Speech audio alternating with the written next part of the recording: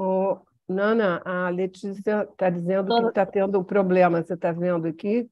Tô vendo, eu não. A gente entra no ar e aí eu falo aqui com o Cris no chat pra gente. Tá bom, ok. Lilian chegou. Hã? Hi, Lilian. Hi, Lilian. Bienvenida. Great to have you with us. Hã? Pode começar, Sônia.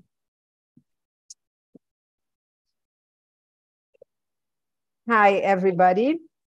Good afternoon. I think it's afternoon everywhere where we are featuring, but maybe there's also good morning. We never know in this time of virtual meetings. I want to really thank your presence, the presence of the authors of the report that we are going to present today. Mirta Moragas, Franklin Gil Hernandez, Clara, who was a co-author of the Brazilian case. Who else is there for the time being? Lilian. Lilian Abracinskas, from who did the Uruguay case. But most principally, I want to welcome our commentators, about whom I'm going to talk a little bit more soon, but also the audience that has come to hear us today, particularly friends like Claire Hemmings and Letícia Sabsai. It is an honor to have you with us. And for those of you who are not yet in the room, our plan is to bring you in as soon as the discussions and the presentations start for the final debate. As you know, the objective of this conversation today is to present the English version of an ebook that is titled Anti-Gender Politics in Latin American Pandemic Times. And that was originally launched in March 2022 in Spanish, in its Spanish version. So this is the second launching.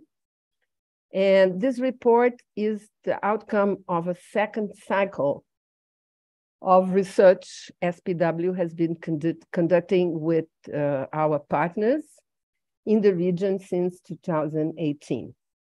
So we are moving towards a 5-year anniversary of this project, which is good news that we have been able to sustain this effort, this research effort and exchange effort for so long, which I think was very useful for the discussions around the hydra of anti-gender politics in the region and beyond the region.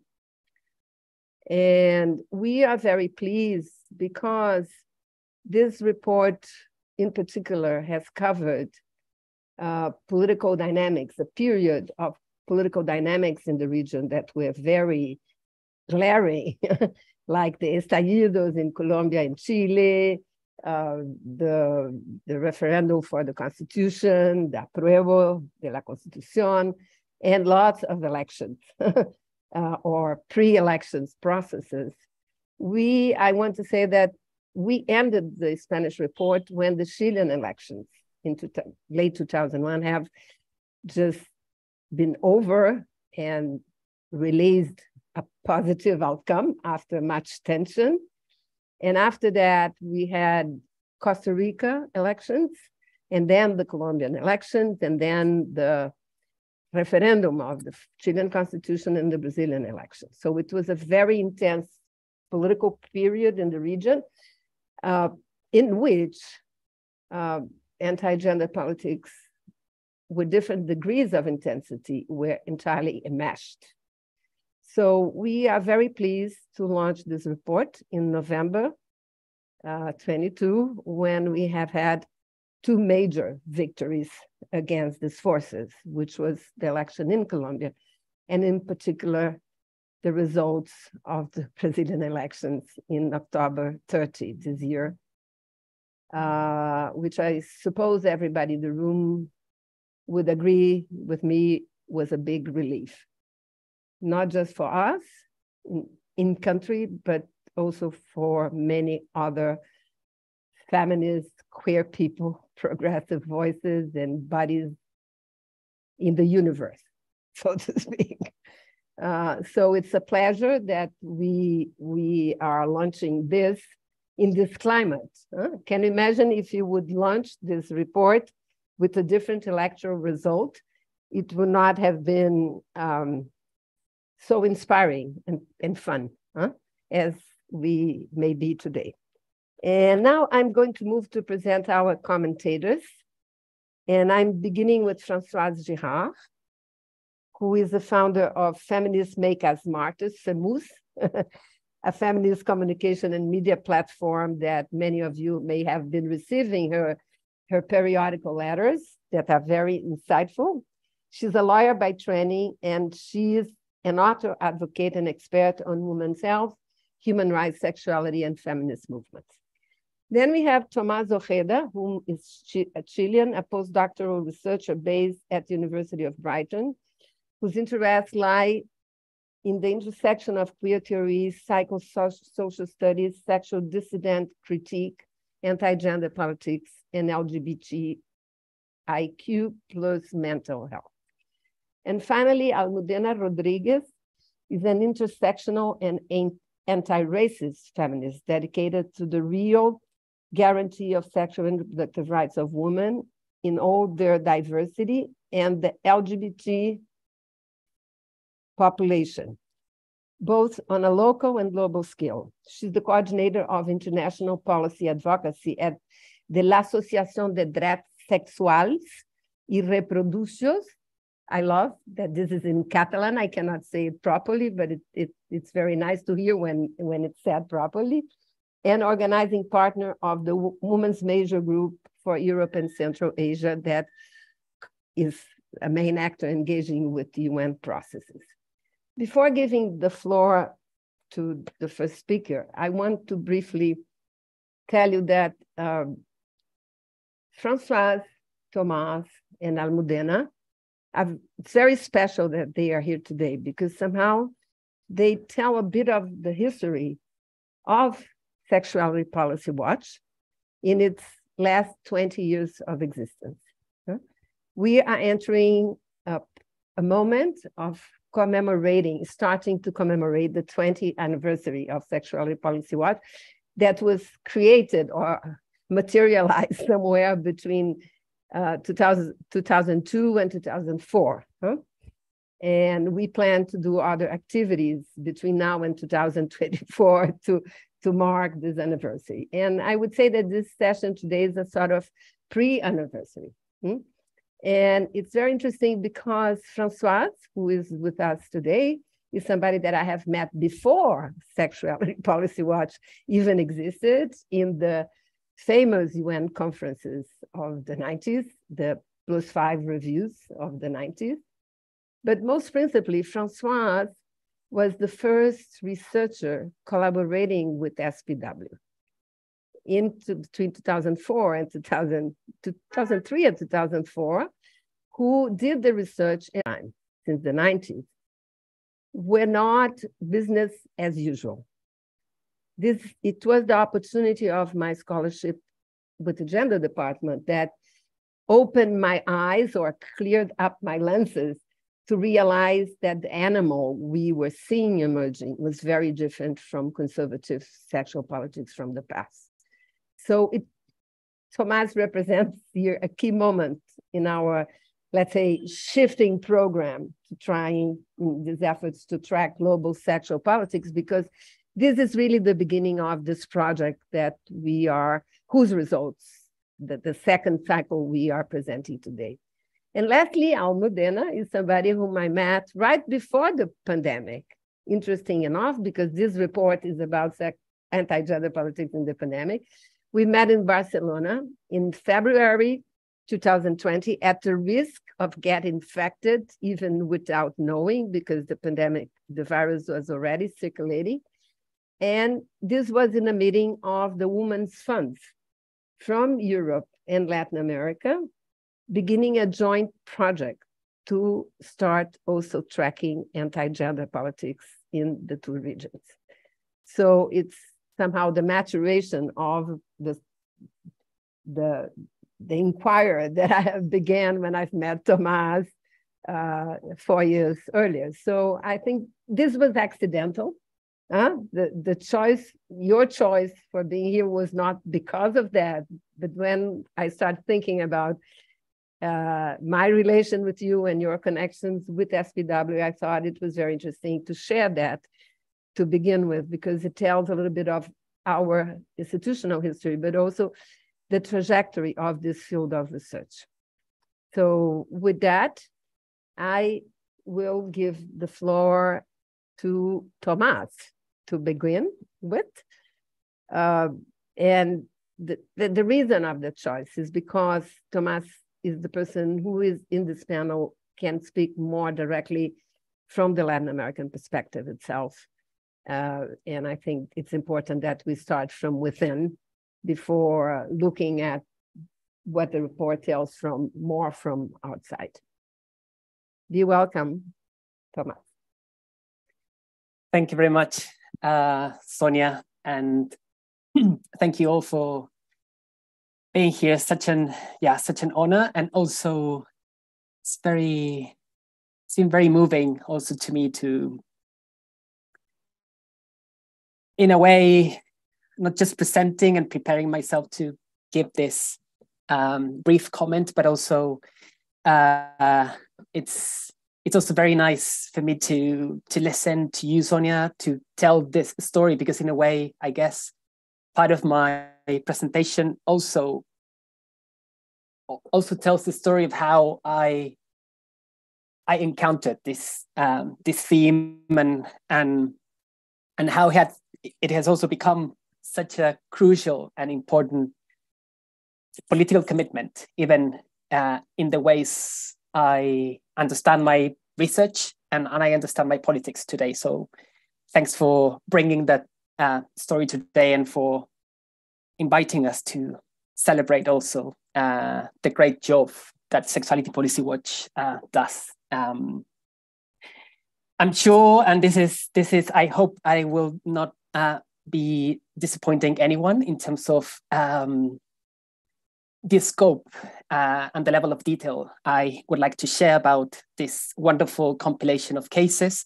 It was a huge challenge also in terms of how to do justice to the richest and complexity of each of the cases, and at the same time to stick myself to the 20 minutes and allowing us then have a moment of discussion, debate, and also conversation with the authors, which is also really, really nice to have them here today. So I wrote some ideas, some reactions, provocations, maybe also of my reading and my engagement with the cases.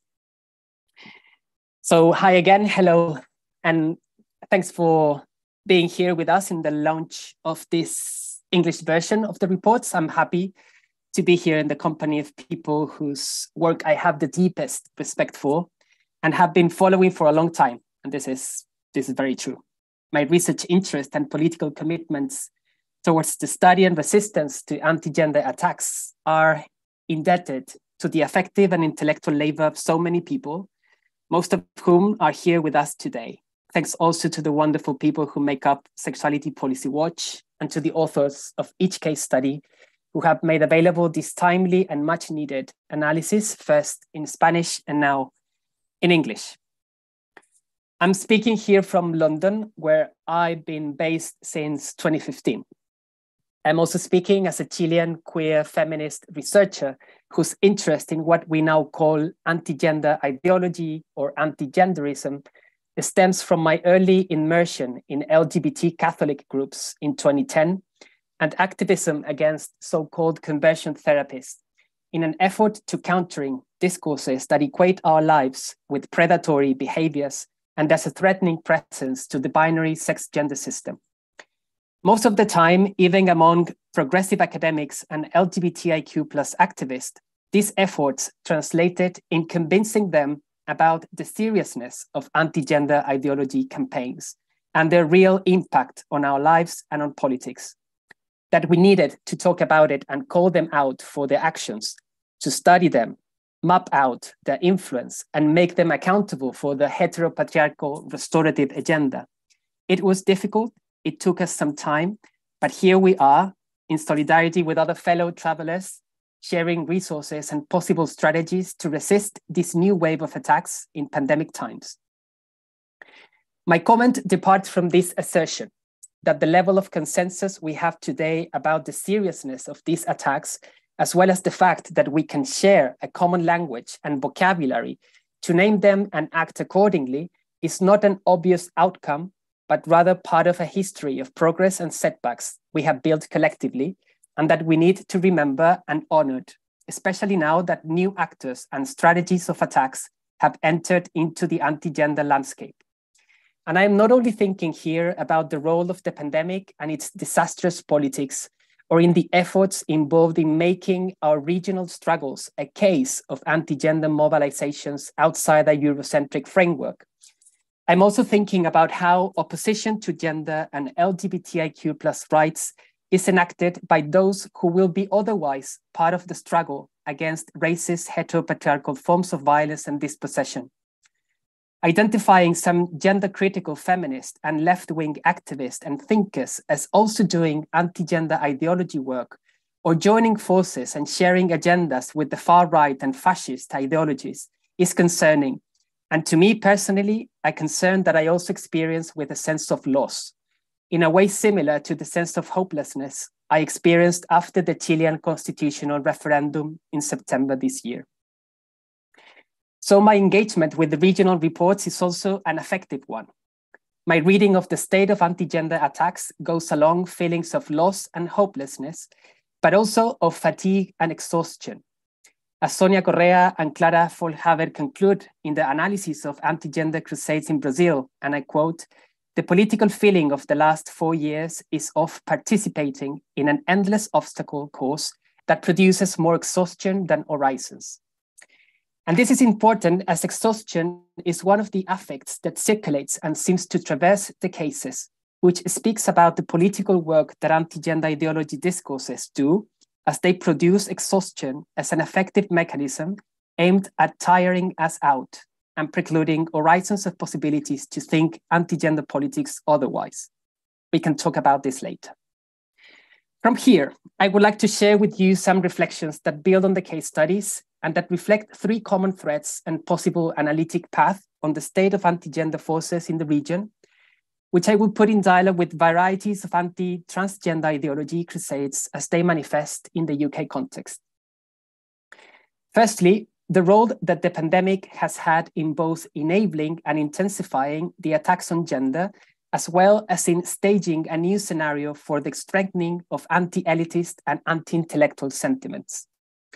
Secondly, and in connection with the latter, the use of social media and digital media activist practices as radicalizing echo chambers and as means of producing moral panics, bringing new actors and discursive strategies into action that facilitate the articulation of opportunistic synergies, to borrow from Agnieszka Graf and Elżbieta Korolsku, between right-wing populist ideas, new fascist sentiments, left-wing and conservative feminist currents.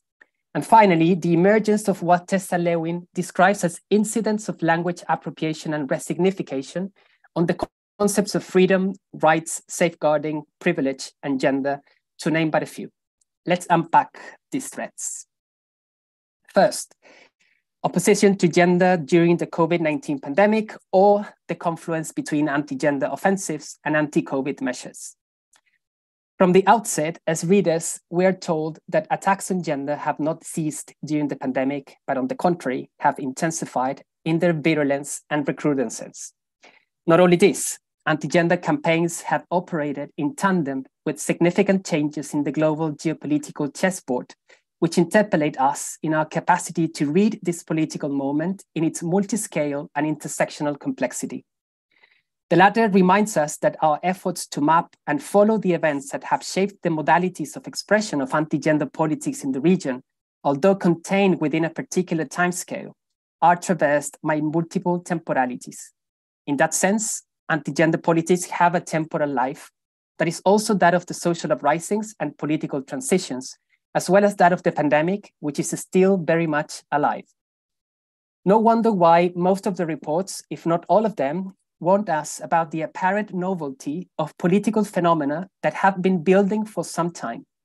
In most cases, the pandemic has thus set the conditions for a perfect storm, a staging of uncertainty, chaos, and polarization that anti-gender actors have amplified and used to their advantage, making their way into the state apparatus, with Brazil and Uruguay, with all their differences and nuances, being two examples of intentional efforts to position anti-gender discourses, and more specifically anti-abortion ideologies, as official state policy.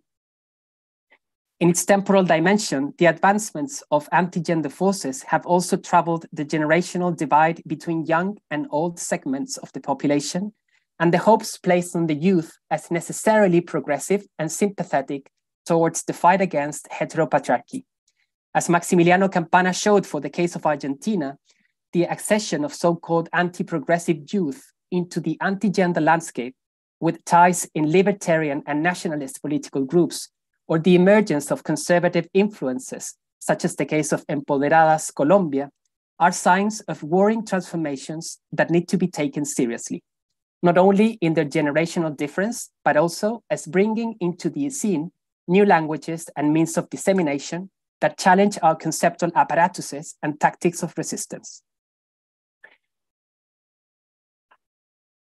Another salient aspect is related to what Anne-Catherine Rodermel has described as how blatantly similar discursive constructions of gender and the pandemic, or rather the means to counter it, like masks, vaccines, quarantines, and social distancing, are in right-wing narratives.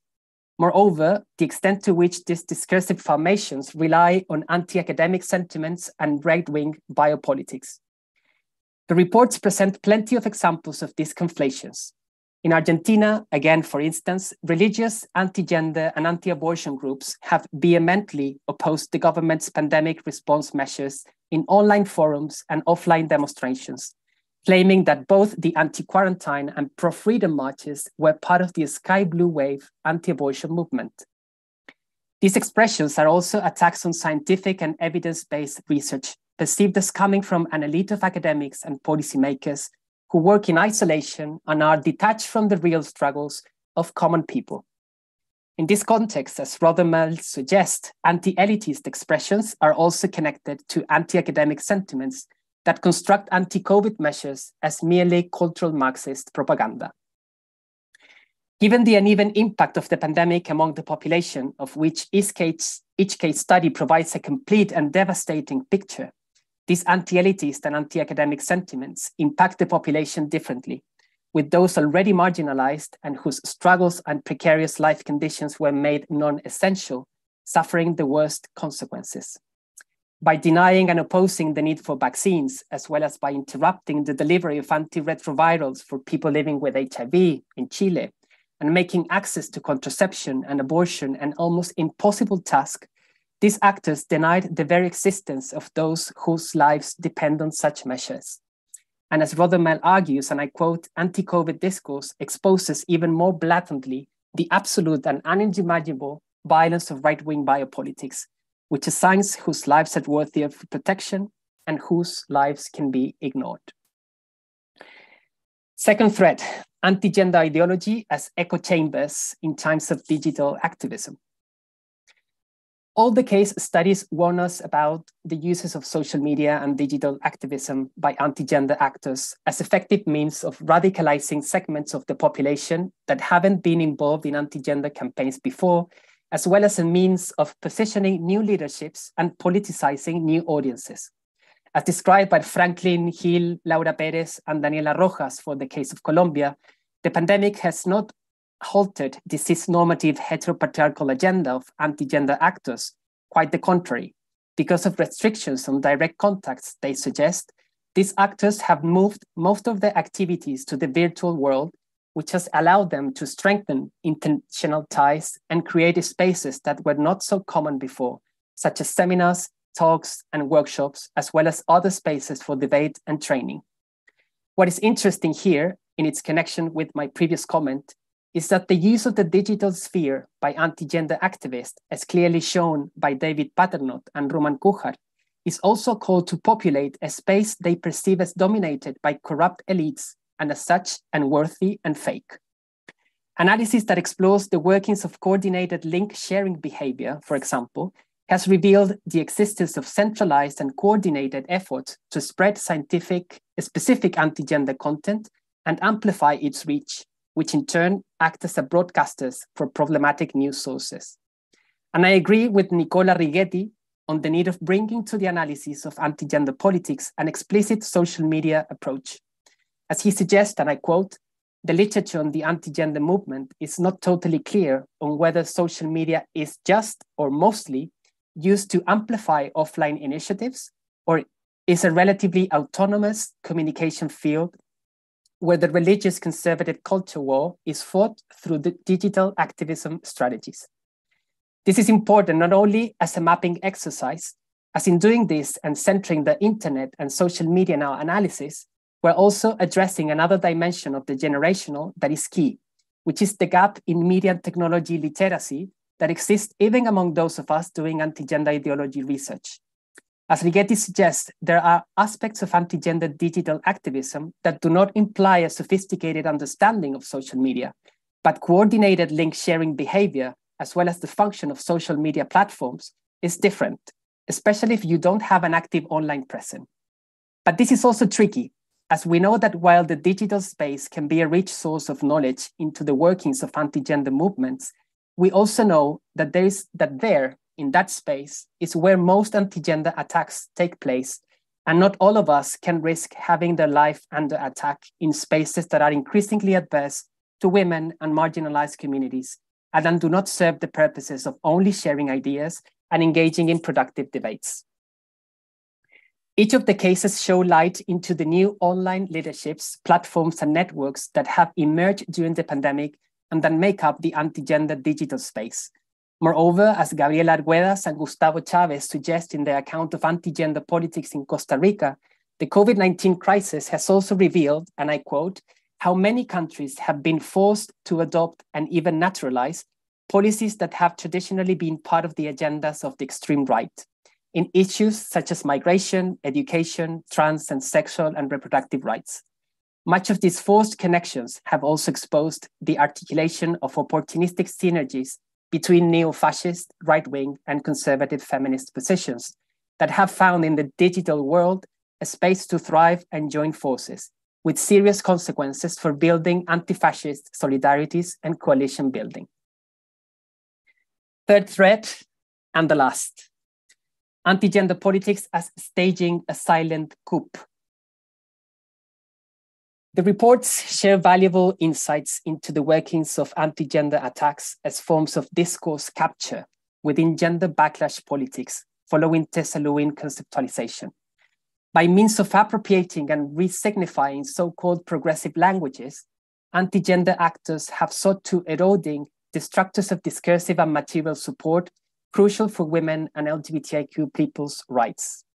The mechanics of this operation is clearly described in the reports of Brazil and the Organization of American States, where anti-gender attacks operate by way of sanitizing, erasing, and I would argue even foreclosing references to specific terms and struggles, from textbooks, policy documents, laws, and constitutional decrees, the meanings of gender, family, freedom, feminism, intersectionality, and human rights, to name but a few, are fiercely policed and under siege. In that way, these strategies of co-optation operate as a silent coup in Thessalonians' understanding, enabling both a masking of intent and a full frontal assault on the systems established to protect people's existence. The fact that we are now analyzing anti-gender attacks as fascist trends, and that the language of fascism and neo-fascism is populating most of the reports, is also a sign of new developments for future analysis on the trends that the pandemic and these moments are staging for us. And that's it for now. Thanks again for the opportunity, and I'm happy to then, of course, have open conversation, discussion with all of you. Thanks. Thank you so much, Tomás, for this insightful commentary that I know that both the authors and the audience will be very excited to engage with. And before passing the floor to Almudena, I want to welcome Magali Pazello, who was not either in the first launching in March. Magali was the technical reviewer of the report in Spanish, and she co-authored with me the first prologue of the report. As you know, there's a postscriptum that has been added more recently to take into account or to take account of the recent developments in the political landscape in the region. And I also welcome Maximiliano Campana, who just came in, who is the author of the Argentinian case. And with that, I pass the floor to Almudena and want to make explicit why. It's because in our cartography of anti-gender politics in the world, as it has erupted and evolved in the last 10 years or so, it is very clear that there's a sort of ideal type of anti-gender politics that has blossomed in Latin America and in Europe, erupted and blossomed concomitantly. It's very typical, and the reports speak to that, our first round of research as well, but also the pioneer research of Ramon Kua and David Paternot on anti-gender campaigns in Europe. That's more or less the template we have been using. And that's why I'm giving the floor to Almudena, in particular because she comes from Spain, which constitutes, with France and Italy, kind of iconic examples of that ideal type of agenda politics, and that dialogues very closely to what we have witnessed in Latin America. The floor is yours, Almudena. Thank you, Sonia. Thank you so much. I'm really happy and honored to be here today with all of you, with this amazing group of panelists and with all the authors of the report, and obviously with you. Thank you so much for your invitation to participate in this very important event. And also I would like to say congratulations and thank you for the new report on anti-gender politics during the pandemic. I'm always learning of Sexuality Policy Watch. For the Spanish movement, feminist movement is a strong inspiration always.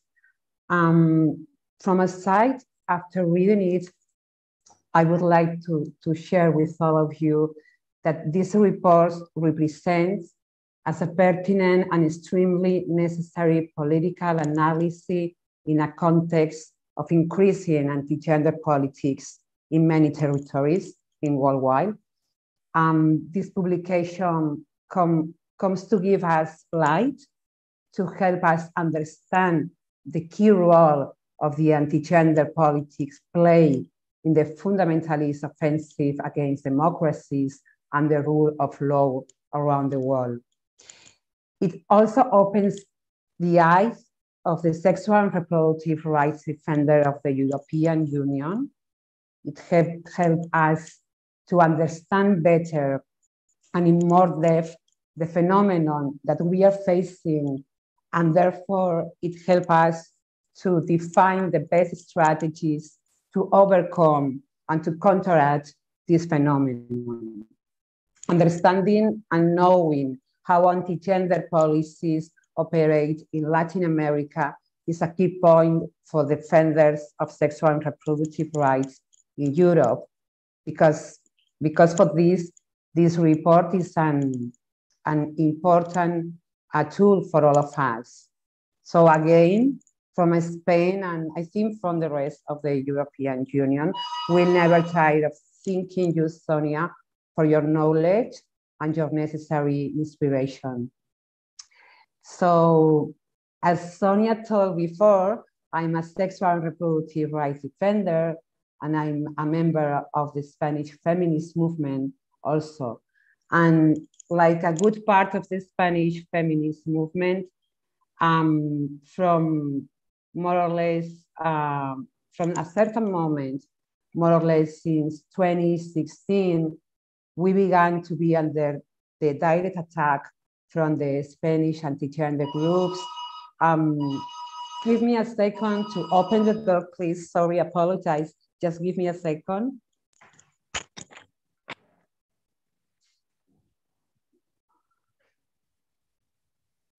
Conditions of virtuality. Yeah. Does Almudena knows she is not showing that her video is not on? Excuse me. Excuse me,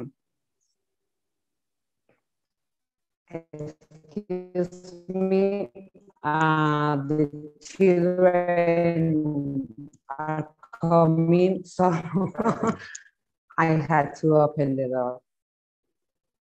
So I can resume with properly. Hi, can you hear me? Yeah, okay. So as Sonia told before, I'm a sexual and reproductive rights defender, and I'm a member of the Spanish feminist movement also. And like a good part of the Spanish feminist organization defending sexual and reproductive rights, from a certain moment, more or less since 2016, we began to be under the direct attack from the Spanish anti-gender groups led by fundamentalist organizations like Hazte Oír and Abogados Cristianos, and also by the party of the extreme right, Vox. It is from that moment that a new line of work was opened to us in an unchosen way, such as protecting ourselves from their attacks. And we started to research these groups. We started to think in protection mechanisms. We also started to denounce them and to visibilize them to the rest of the population in Spain. And also we show their interest and also their donors. This is a very important point, talking about the donors of these kind of groups in Spain. Since that year, 2016, unfortunately, the power of these groups and the extreme right party Vox has increased considerably in Spain. As all of you probably know, now Vox is in the Spanish parliament with 52 deputies. Many of them are members of Hazte Oír, the fundamentalist group Hazte Oír. In addition, they are governing in other regional parliaments around Spain, for instance, in Castilla y León. And if I will speak to Catalonia, for instance, in the Catalan parliament, we have 11 parliamentarians from Vox. This fact means that these groups and Vox now have the power to be inside of our institutions, and they can to push forward a strong agenda against sexual and reproductive rights.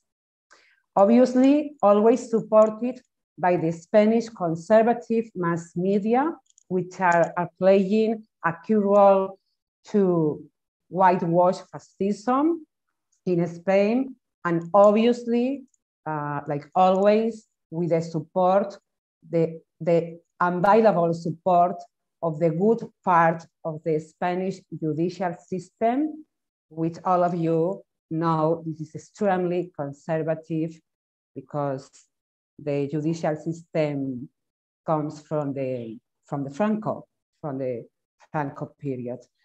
But going back to the pandemic, during this period, this concrete period in Spain, anti-gender groups like Hazte Oír focused in making demonstrations against the Spanish government, spreading denialist theories about COVID. This is his work during this time. But just after the pandemic, they resume their political objectives and return with great force to attack sexual reproductive rights with a special focus on sexual education. This issue of sexual education in schools is an important issue in Spain because it is the main important issue on which this kind of groups, anti-gender groups, fundamentalist groups, and parties are focusing. And this has a meaning, obviously, has a meaning. Of course, this kind of group have one of their great objectives, the fight against the right to abortion and other sexual and reproductive rights in Spain. But after the failure on 2014, when the Spanish movement stopped the offensive against the right to abortion led by the minister Alberto Ruiz Gallardón, who is an important member of the Opus Dei, this group, decided to change their strategy, and they choose the fight against the sexual education in schools as the main one. So in Spain, this campaign, probably you know, is called PIN Parental, but it's the same campaign that Con mis hijos no te metas, or Le Manifus at France. So sexual education now is therefore the priority issue in the attack of sexual and reproductive rights, and is a priority issue in their anti-gender politics. And this is very important to be into account. And for instance, in some different regions, Spanish regions, in where Vox and their groups are governing, sexual education is completely forbidden. And at the same time, now we are saying how the main issue in the electoral campaign for the next election processes in Spain is. Let me share with all of you that in the coming months in Spain, we will hold municipal, regional, and general elections. So we are very worried about it, but now we are living in a pre-electoral campaign, and we are beginning to see the importance of the attack on sexual education in the pre-campaign.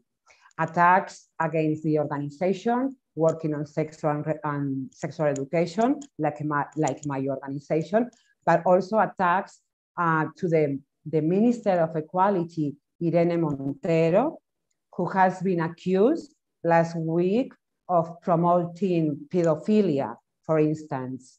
But they have another issues, no? Another target of their attacks is focused on the new Spanish law on sexual violence. Also this week, both anti-gender groups and the fascist party Vox have accused the Equality Minister of being a liberator or rapist. So the aggressiveness of these anti-gender campaigns will grow as the electoral scenario approaches. And another important point of their attacks are of transgender population, with a special focus in transgender women. This is very important. But in this particular case, against the rights of the trans women, anti-gender groups and the fascism have also the support of the part of the Spanish feminism. I'm talking about the most institutional and privileged feminism in Spain. But it is extremely important for the movement and for the rights of the transgender population. And it's very important for us because we need to find the way to overcome this barrier, and because we need to be together in order to confronting the anti-gender groups and the extreme right parties in this scenario of electoral processes. So as you can see, the Spanish panorama that we are experiencing, and the one that has to come is a bit devastating, very, very devastating. But before I finish my presentation, I would like to dedicate few words to share with all of you some relevant information about the former Vox parliamentarian, Macarena Olona, who left the party 2 months ago, but now she has founded a new one, a new extreme right party. But the curious of this thing, of this case, is that the first office, the first desk of this party was opened in the city of Panama, not in Spain, nor in Madrid, neither in Barcelona, in Panama. And during the opening of the ceremony of the office, Macarena Olona announced a new project with the main objective is to free the Iberosphere. Iberosphere is correct in English, Iberosphere, from the gender ideology. I think it's an important information that we have to investigate, that we have to explore, that we have to dedicate time to analyze what this new initiative means for Latin America, for Spain, and also for the rest of the European Union. So everyone here is aware of the important bridge that unite anti-gender groups and extreme right parties between Spain and Latin America. And we know how they reinforce their collective work every day. So I think we have to, we as defenders, we have to be united and working together in a collective and feminist way. I think I stop here, but thank you very much, Sonia, again, for the report. And I hope we continue working together in a collective way for a long time. Thank you so much. Thank you very much, Almudena. It's wonderful that you have brought so clearly the landscape in Spain, showing how it not just mirrors the dynamics in Latin America, but also addressing the organic connections between Spain-based anti-gender and neo-fascist forces and the dynamics that play in the region. I would maybe add 2 elements to that. Not just Macarena is establishing an institute in Panama to tackle anti-gender ideology in the region. This is what she said explicitly, ideology in the Iberosphere. But also this is not unconnected with the constant presence of the Foro de Madrid in the region for the last 2 years, including a meeting in Bogota last March, but also the visiting of Santiago Abascal to Mexico, and then the visiting in Brazil and the connections with the Bolsonaro crowd. So those connections have been there since ever, much more invisible, but now they are quite evident, and we have, you're totally right, we have to tackle that very directly. And in addition to that, what you describe about essentialist, anti-transgenderism, feminists, quote unquote, from Spain, that type of formation that you have in Spain is also replicating itself in Latin America, particularly in Mexico. Unfortunately, we don't have a Mexican case in this round, but if you would have, it would tell of how much the template of anti-gender feminism from Spain is being transported to Mexico, including to this modality of infiltration in academic institutions. And so these are new challenges that we have in front of us. And I pass the floor to Françoise, that is going to speak from the US perspective, which, intriguingly enough, is a context where we can track the precursors, the deep antecedents of what we are watching now, which can go back to the 1970s, that has been exporting anti-gender ideology since ever, or at least right after the Vatican gender problem erupted in the UN in 95. The US began, US actors and female actors began working on that.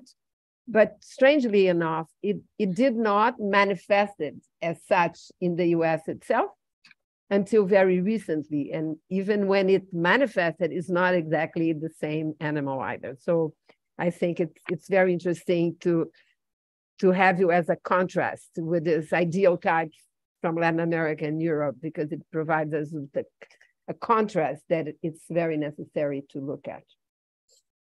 Thank you, Sonia, and hello, everyone. And I'm really pleased to be here, since I was, as Sonia remembers, involved in some of the early efforts of Sexuality Policy Watch, and we've been working in close collaboration all that time. So, and to see so many friends is just wonderful.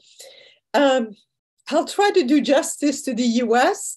I have to note that I'm a brand new US citizen. From a month ago. So now that gives me additional authority, I suppose. Certainly I feel quite free to criticize now that I've made my full commitment to this place, this very troubling place. So there's so many interesting insights from the report, and the reports are so rich. I want to thank all the authors and really congratulate them. I felt like a kid in a candy store, thinking about all the things I could comment on. But I'll try to focus on a few things that are really relevant from the US point of view. One of the first things that jumped at me, which has already been discussed, and you know, I'm going to try not to repeat what everyone else has said, is the truly transnational nature of anti-gender movements, as it's revealed by the reports. And that's already been discussed here in terms of the connections with Europe and Spain in particular. Of course, the connection with the Vatican, the country of the Vatican, and the Catholic Church, which is itself a huge transnational organization. And also, of course, the connections, which I'd like to mention, with the United States, which has been a huge source of funding for this movement. A lot of these sources of funding are quite hidden and not very clear because of the way in which the US nonprofit sector operates. And of course, the US has been a source of many of the tactics. I don't think they're necessarily at the origin of some of the big ideas. That tends to come from the Vatican, but certainly the tactics and the practical application of them have come a lot from the US. And we see, for example, the activities of the Conservative Political Action Conference, which now has events in several countries of the region, and especially in Brazil, but also the presence of the Alliance Defending Freedom, which is mentioned in several of the reports, including the report by Michi on the Organization of American States. So definitely the US continues to pollinate and influence the region with its tactics and its funding, and enables these groups to do so much, right? Which makes us exhausted, as has been noted. I think one of the things that I'm hoping, and I think that was just discussed by Sonia and Almudena, is the need to really look at the cross-Latin American connections more deeply, the regional cross-pollination and contacts amongst far-right figures in the region itself. And how it's not just the links to Europe or the links to the US, but now I think there's increasing cross-fertilization in the region. And to look at that specifically as a phenomenon that it's worth maybe a thematic article, the movement of people and leaders and ideas and money across the region. Because I saw that as something that I could start to see the threads from the different studies, but I wanted to have someone maybe take a look at that specifically, because it's obviously happening on a pretty significant scale. The other topic that from the US perspective really resonated with me was the fact that the pandemic was used as an opportunity for the far right and anti-gender movements. That's very similar to what we experienced in the US. I went through the pandemic here in New York City, and we saw a real dichotomy in the US between the states, the US states where science was generally accepted and pandemic control measures were generally welcome, with the states where right-wing forces really quickly grabbed the state apparatus and opposed masks and lockdowns and physical distancing, and also spurred on the most vaccine rejection and hesitancy in the South and in the Midwest of the US. And these are the states where electorally the right-wing forces have also been the most successful. And it became such a phenomenon that analysts going into the November 2022 midterms in the US, which we just had, suggested that there might be a COVID deficit of voters, of Republican voters, actually, in the South and in the Midwest, because many people died. Yes, so many conservative voters died as a result of COVID denialism that they even started mapping out how many voters. Yeah, and as you know, our elections are very close. You know, sometimes it's a question of 500 voters, one way or the other, in certain congressional races. And so it might, in fact, have played a role. We don't know for sure. But certainly it became such an issue that people started analyzing that. Of course, COVID denialism affected very significantly the Black community in the US, as has been mentioned in several of the studies. The most at-risk populations, the most marginalized populations were also impacted most directly by the pandemic because of the kinds of jobs they did or their inability to social distance. But in the US, there was the added well-founded skepticism, of course, of healthcare and of vaccines and of medical experimentation in the Black community.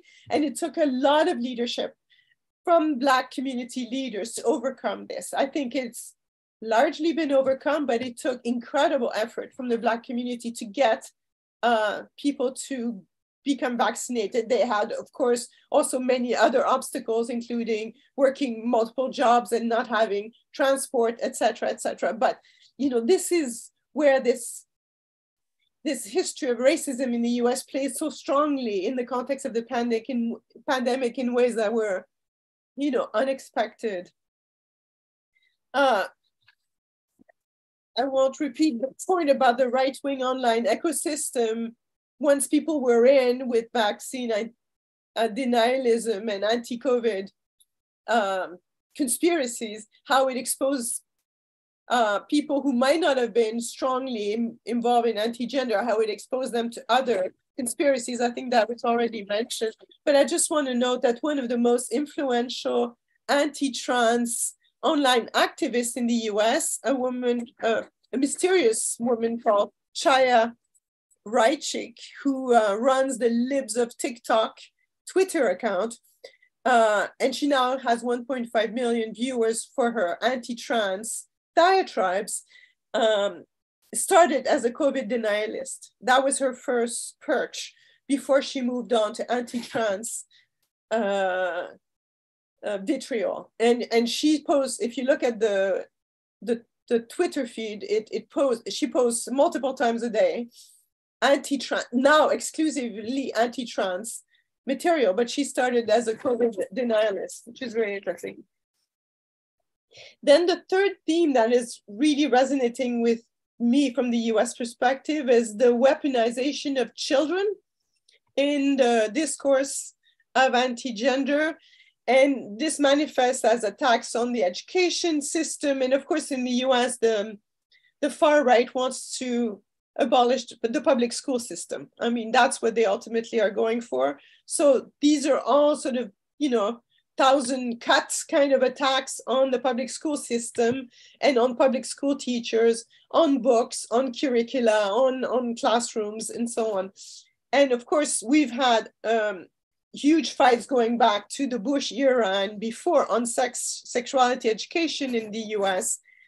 But now it's really taken a turn to be specifically about transgender kids. And so the language has become very aggressive about groomers and pedophiles. And so teachers who are teaching about sexual orientation, gender identity, sexuality, even gender, are now accused of being groomers and pedophiles. And this language, of course, is extremely dangerous. As we've seen recently, we've had very violent attacks on Club Q in Colorado, which is one of the many attacks on LGBTQ institutions or organizations or safe havens. And this follows now a trend of violent attacks and intimidation by armed people. And since we have so many weapons in the US, this now becomes a sort of a cauldron of vitriol and hatred that becomes extremely menacing for LGBTQ communities. And this huge phenomenon that I see attacking trans kids, of course, is now reflected in the dozens of bills at the state level, attacking different things. Books and discussions are now banned in 6 US states. Any books that discusses LGBTQ topics are now banned, and discussions in the classroom are banned. Of course, kids now have difficulty using bathrooms that correspond to their gender identity in schools. Kids are prevented from engaging in sports with the teams that correspond to their gender identity. And there's now a real attack and a real rise in the language around puberty blockers and gender affirming healthcare. That's a current line of attack that's really gaining steam. And puberty blockers and gender affirming care for minors is now prohibited in Florida, as well as in Arkansas and Alabama. That means if you're less than 18, you cannot have access to this care. And in some states, they're even wanting to raise the level to the age of 21, which is of course catastrophic for these young people and their families. And what is interesting is that this is now even spilling into the mainstream. There was recently, a few weeks ago, a front page article in the New York Times about puberty blockers, claiming that puberty, or not even claiming, but just suggesting that puberty blockers might have harmful effects on bone density of children. And this, one of the two authors of the article is one of the women who broke the story of Harvey Weinstein in the New York Times. So with Jodi Kantor, Megan Twohey is her name. And she's, one of these feminist editors at the New York Times and journalists who broke the Me Too story in the New York Times, which was very important and powerful. And now her name is there in the byline on this story on puberty blockers. And there's no real evidence pointed to because there isn't any, right? So what they talk about is different anecdotal cases of people they've talked to. And one professor who suggests there might be an impact on bone density, even though none of the young people they refer to had a bone density test before they began treatment on puberty blockers. So we have no idea what their bones were like before they were treated. But this is front page news in the New York Times in a context of attacks on trans kids. It's very, very troubling. I mean, obviously we're very confused and we're in a bit of a mess here about this.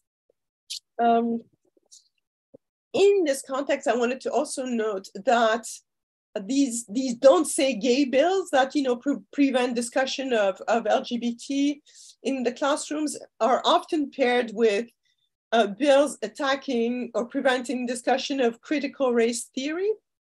And the bills on critical race theory have had a lot of success in various state legislatures. They're now been adopted in one version or the other in 17 US states. But if you look at the language that's used to ban discussion of race, racism, systemic oppression, institutional racism, and so on, it also includes gender. It's not just critical race theory, it's not just race and racism that is targeted by those bills. They also snuck in, I think, or just put in gender and sex in there so that you may not discuss race and racism and institutional oppression, but also institutional sexism and gender.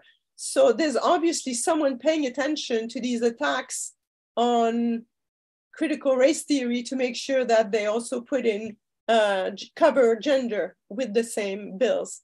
So that's something we need to look at, and the connection between forces blocking discussion of racism in the US and those anti-gender forces is obviously very close, given that these bills all look the same. There's obviously a model legislation that's been circulated, but if you look at the 17 states, they're very similar in terms of the way they were formulated. Finally, I wanted to add a note about the arguments used at the OAS that Michi documents in her case study about religious freedom, now being used to argue for the right to discriminate in the name of one's own religious beliefs. That is a theme that really came straight out of the Trump administration, and in particular was promoted by Mike Pompeo when he was Secretary of State at the international level. And it's a topic that the religious right in the US has really promoted as a way of discrimination. And the flip side of religious freedom is, of course, conscientious objection. So if you're free to discriminate, that means you can also refuse to provide healthcare, even though you're a doctor and you might be the only doctor 4 kilometers around. You have that right, and your duty to the patient is not your main concern. So that, I think, is something that's no doubt going to continue to develop, because in the US, it's a very potent line of attack against gender.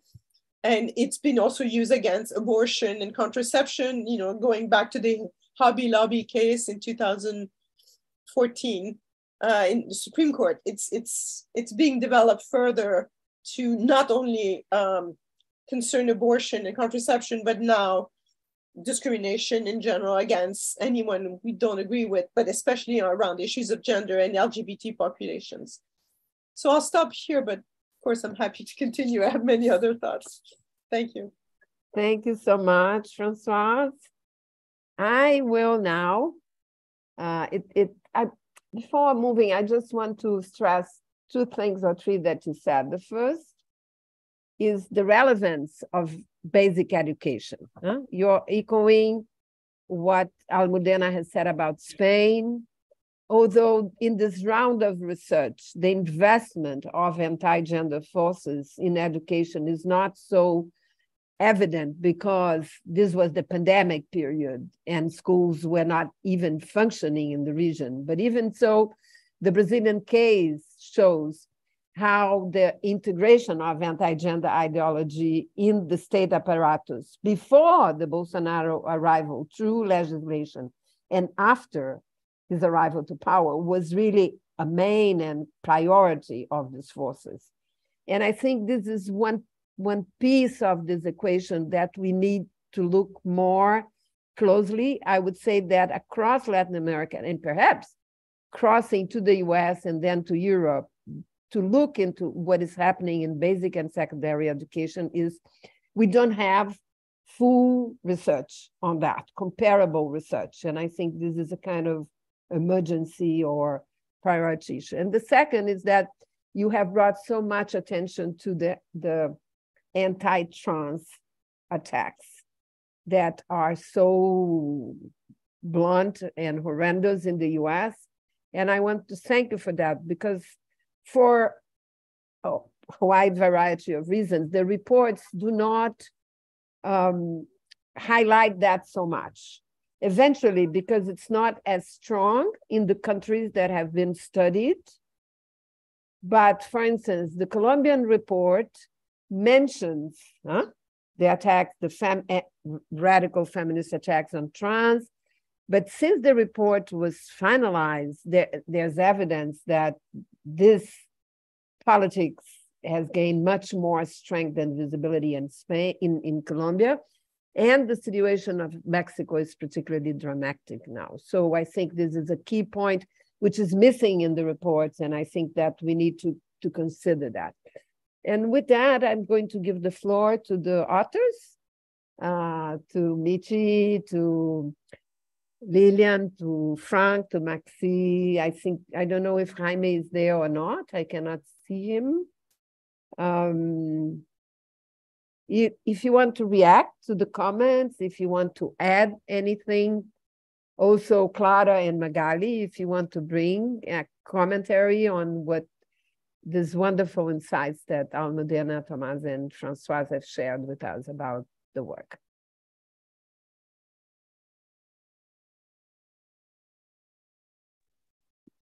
Maybe I can say something in my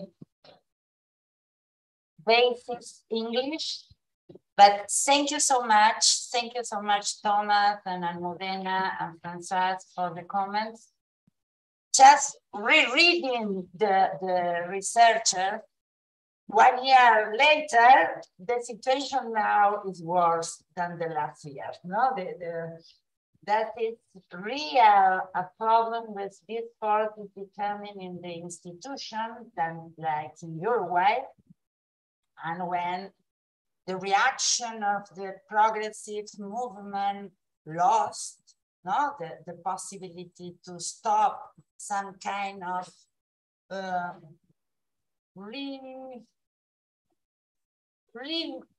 reconstruction of conservative society in Uruguay. No, and that is the problem. No, the situation is the government and this anti-gender forces is not fighting openly against our agenda, but they are doing it in many, many ways, no? With different bills, no?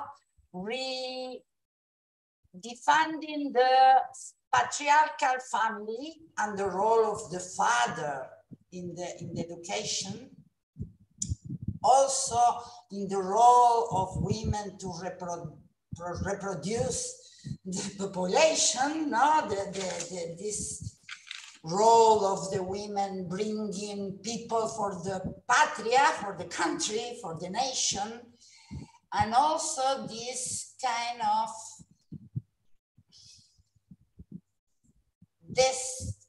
legitimation of our voices.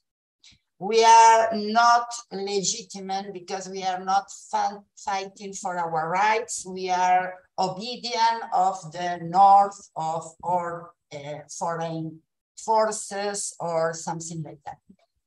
And yeah, that is, I think, complicate the situation. It's we are losing the possibility to react, not the possibility to stop. The election of the loss in Chile of the referendum and the loss in Uruguay of this urgent law that they are refunding the conservative society in our country is also difficult to reorganize and join the youth people. When you lost in this social movement, you need to have experience to lose. Not because if you are new and you are fighting and you're lost when you are youth, really to revitalize this movement is complicated. And the individualism is also a culture that we need to fight. No? This individualist way to see the situation, to save itself, not to organizing the new war is a problem because we are fighting behind the problem and we are not having a new discourse, new proposals are more inspiring for the new people, more utopic. No? We are trying just to understand what is happening and what is the gravity of the situation, but we need also to restructure ourselves to be more inspired for also the new people or the new generation. And this is for me the most important thing. Almudena, I want to comment with you. We are also in Uruguay following this Iberosphere because it's very, very related with this military political party who is the central force today in Uruguay of the anti-gender politics. And really the connection with the all Franquist forces is very, very strong. And they are reorganizing like in the 40s in the last centuries. And that I think we need to put more clear for the progressist force, because they are not saying, they are not following that, they are not relating the situation with this new link in between Europe and our political, more conservative and right air of the political parties.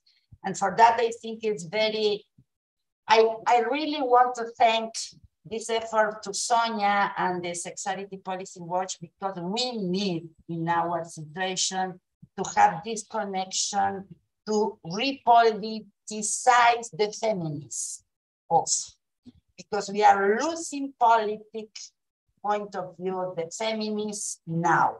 No? And I think is very important because we have a very good explosion of the feminists. They are massive, the feminists, but also we are saying a loss of political content of the feminists, not political struggle, no, this political core of the feminists. And I think we need to have to think how to do more than the academic space are doing.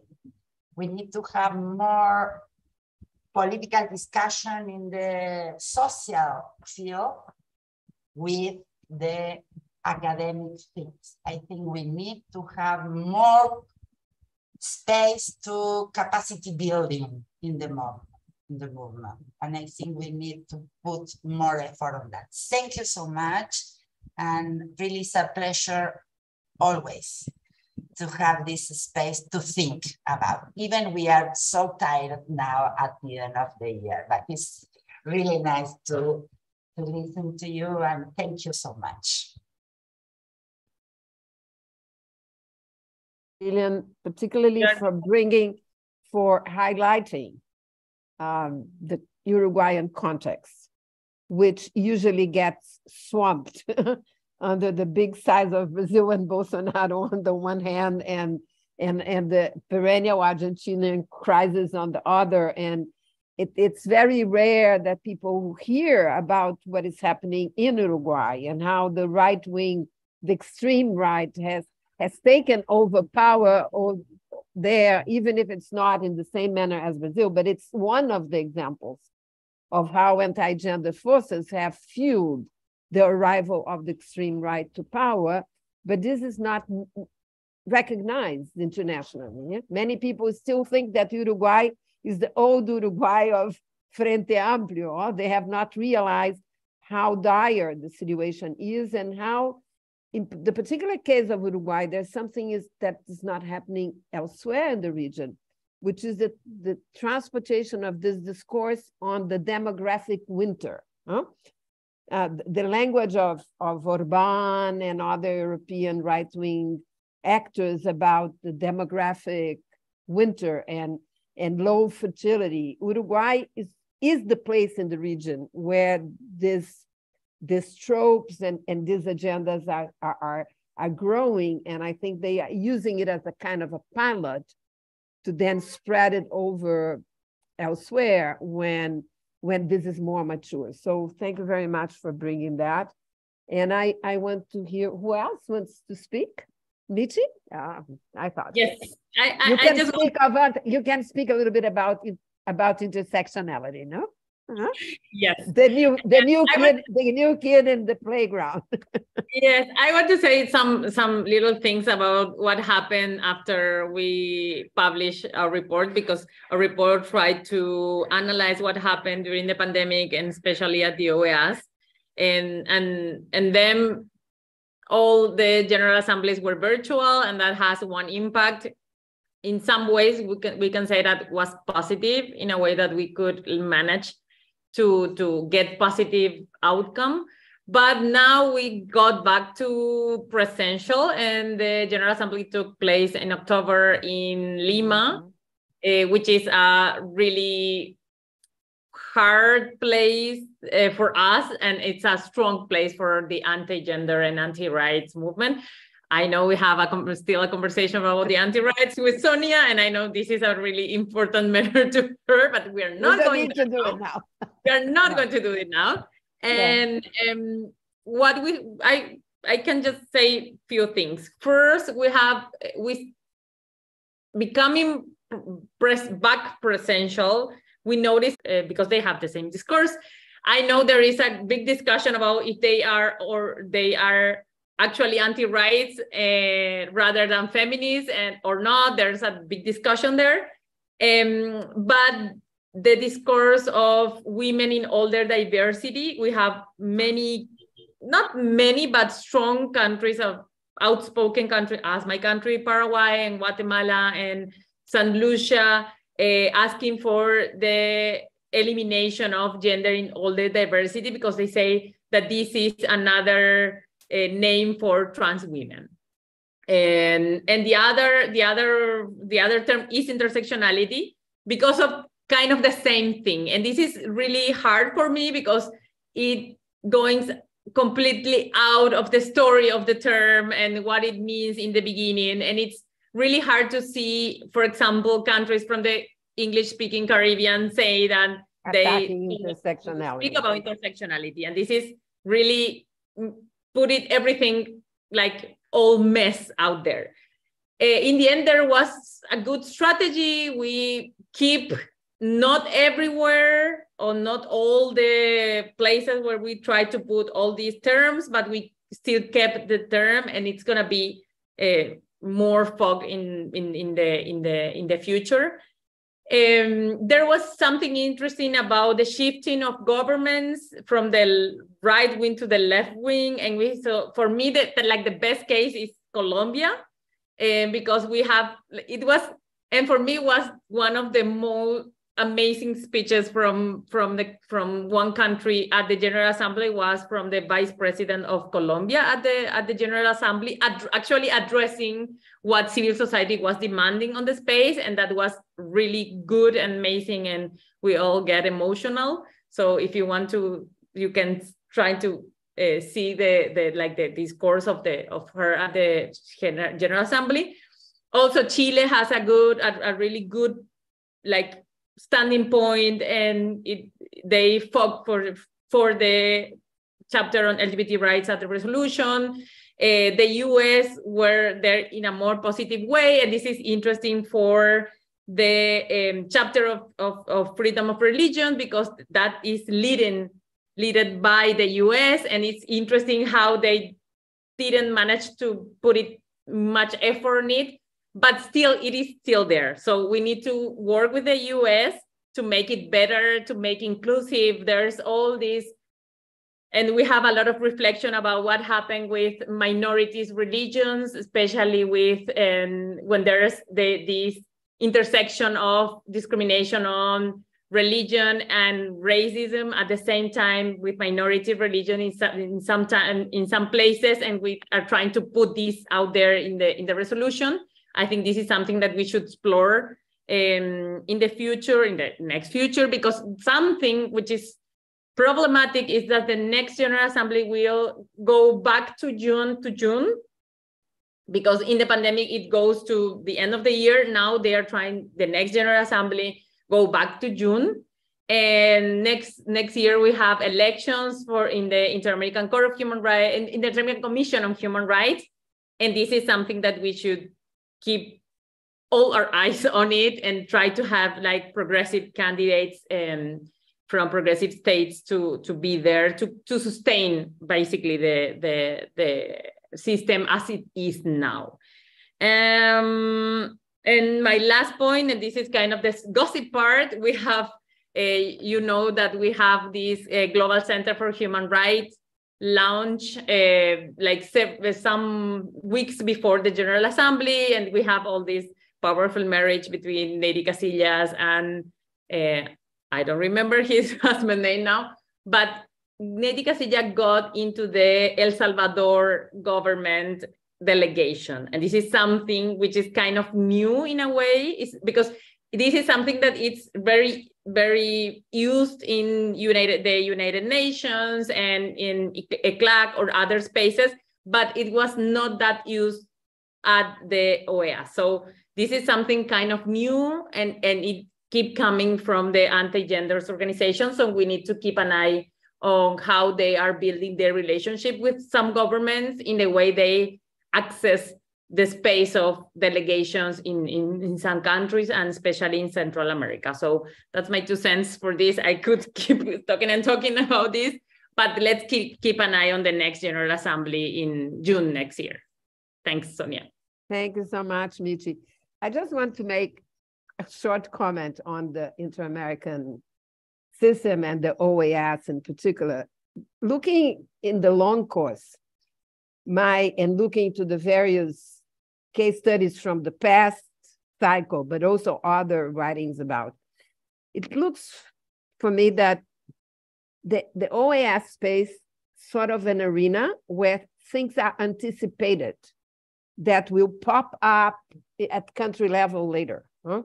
For example, today, all across the region, or at least in Brazil, that is very strong and has been extremely strong in the 2022 presidential election, the fetish of the toilet room in relation to gender ideology and trans people.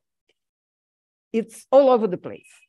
We have one municipality in Brazil where the mayor, by decree, has prohibited unisex bathrooms in the school system. So it's very micro level. And it was used macro level in the campaign this year. Like Lula would impose unisex bathrooms in the country. What is interesting is that issue popped up at OAS Assembly in 2012, even before the first attack on gender. The other thing is that in your report, you talk about the attack on intersectionality at the OAS Assembly, which is not happening anywhere locally in any national context, but it's happening in France and somehow in the US. So I think that the relevance of the OAS as a sort of echo chamber, but also an anticipatory arena of what may happen elsewhere, it's really very important.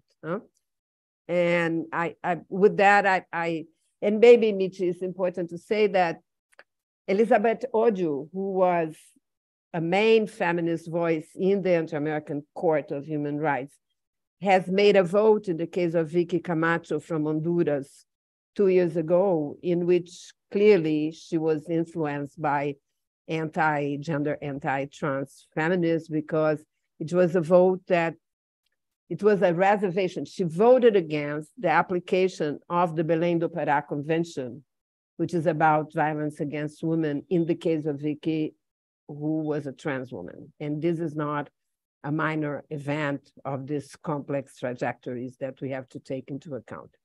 I don't know if Maxi or Frank or Jaime, that has been there, somehow want to say something. We have a few minutes. Can you hear me? Yeah, sure. Okay, great. Just super short, but I think it's very interesting what Michi said about what happened after the pandemics, right? Before that, unfortunately, I couldn't hear like the full presentation of Tomás, but I really enjoyed the one of Almuneda and the one of Françoise. right now, even though if I wrote the chapter for Argentina, right now I'm living in Florida, which is like a strange place to be, you know, because it's Very emerging strange. like because it's emerging like the most reactionary and the most conservative area to be. The new governor of Florida just got reelected with the landslide. What it's at least considered here, it was actually very strange to see the numbers at the end, where he got like a lot of support that they didn't get in the first time. But before moving to Florida, because I think that also the United States is like an interest case. Basically in Argentina, you know, since at least when we started this project before the pandemic, we're still wondering what are all these conservative groups. We see them, but there's not a lot of like research about them. At that moment, not even Bolsonaro was like a candidate or anything, right? From that moment until today, a lot of things happens, and all this all this research we've done, and they get like outdated very quickly. So basically, after that and after the pandemic, well, Argentina right now, the biggest problem they're dealing with is like the financial problem. Is they're struggling a lot, and that probably means that that brought a lot of political problems, and the most likely is that the government of today that has been pro policies in favor of sexual and reproductive rights is not going to be reelected. It's too early to say that, but unfortunately, but it's like the financial situation. It's the main reason to choose one or another candidate. And I think that it's going to, it's very likely that's going to lean to the right again. What we still don't know is how far right it could go, because we didn't have before candidates like we have now, that it's Milei, that this is still like with a lot of controversies, but it's a person that he still has like a strong base of fans.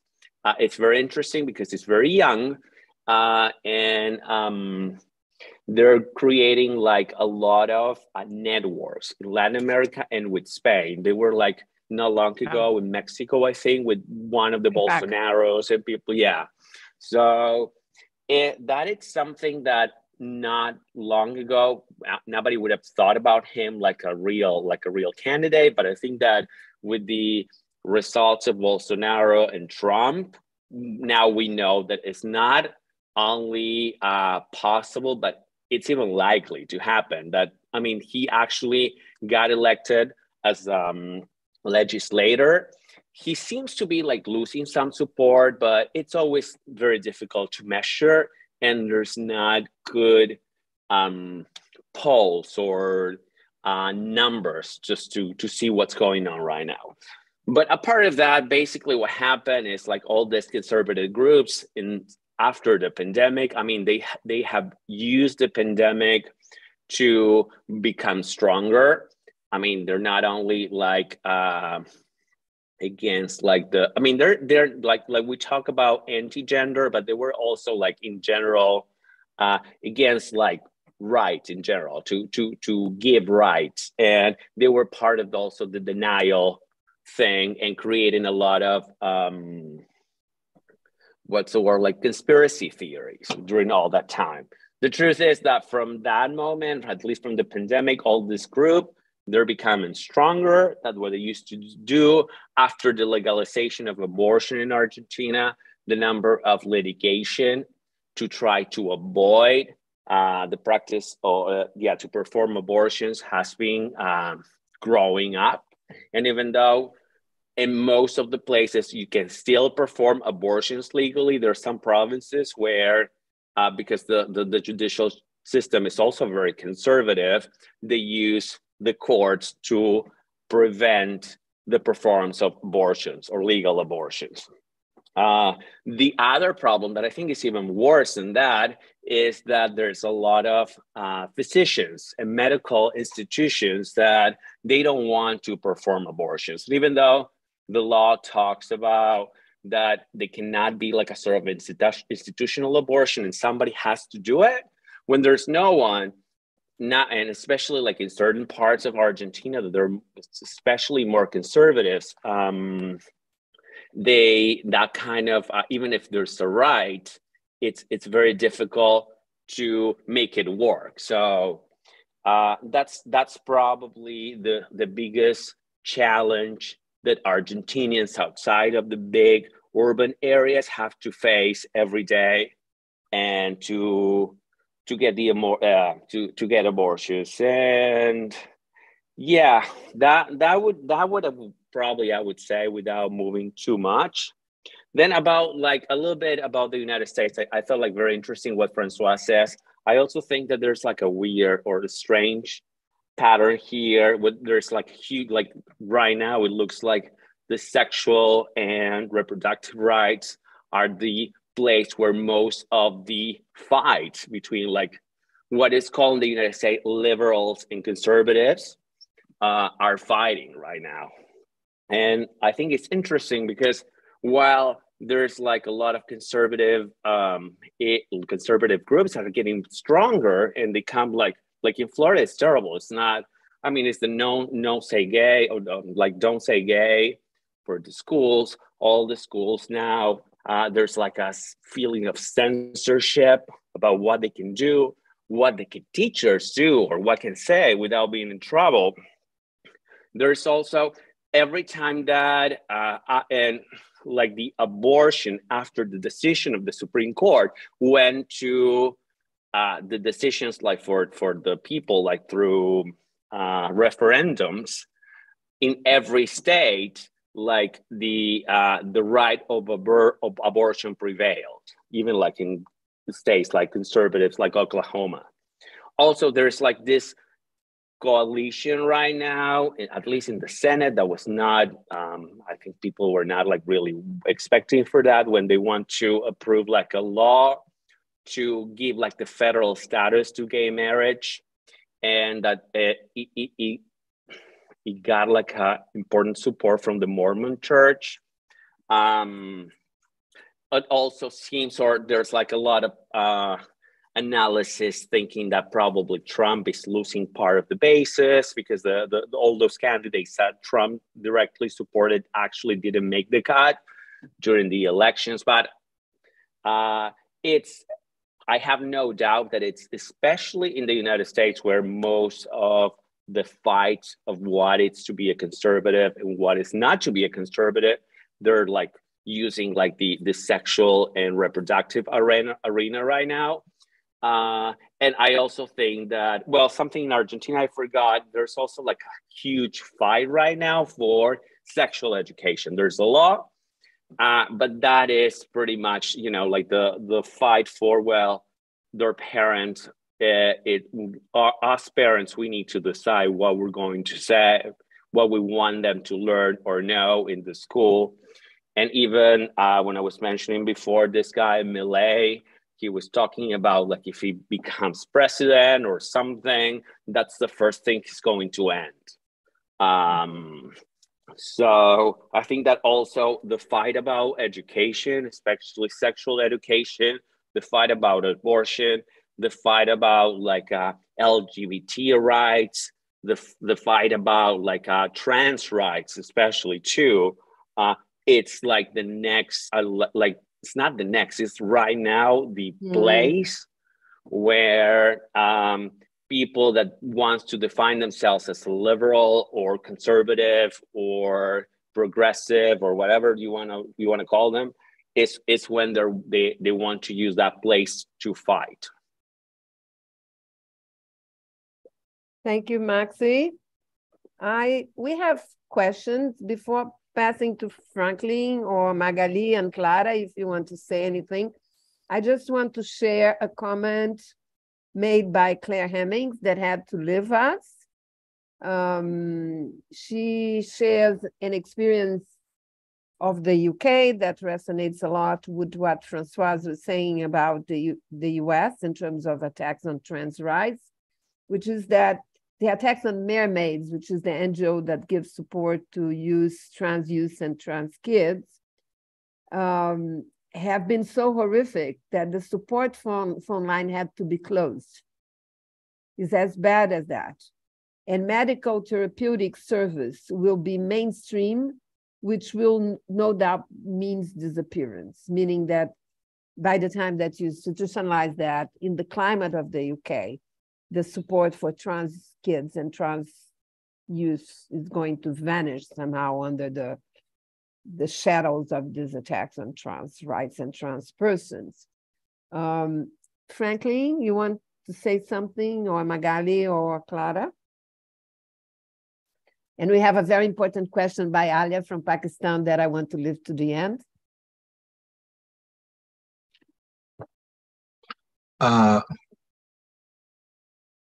You hear me? Yes. Yes. Okay. Thank you so much for your comments. I will just say that this.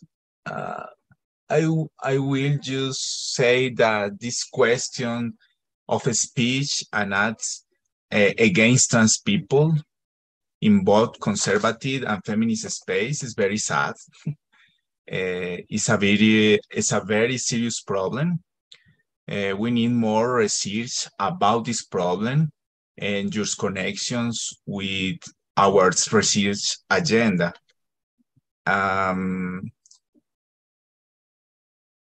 And about Nana's question, it's too soon, but I know that there is a project to hold a referendum on abortion again in Colombia, but there is still nothing concrete now, no? The challenge has to do with health service and the barriers in the health system. But concrete actions, the conservative group, there are not yet, but is the panorama. Referendum. Anything else, Frank, that you want to add about Colombia specifically?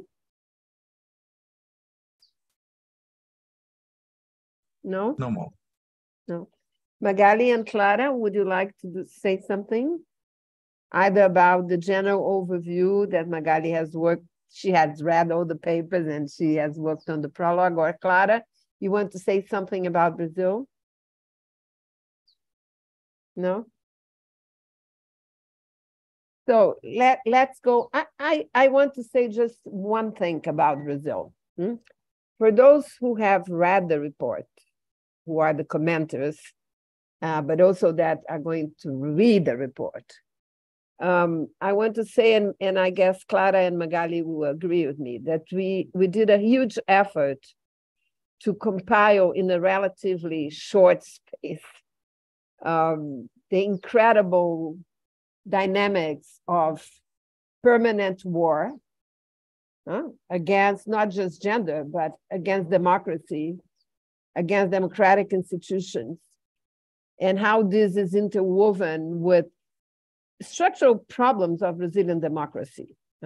So the ability of how Bolsonaro could de-democratize so much, the forces, the country, cannot be fully understood without taking into account the deficits and distortions of Brazilian democracy itself that were there before Bolsonaro, created a fertile ground for that.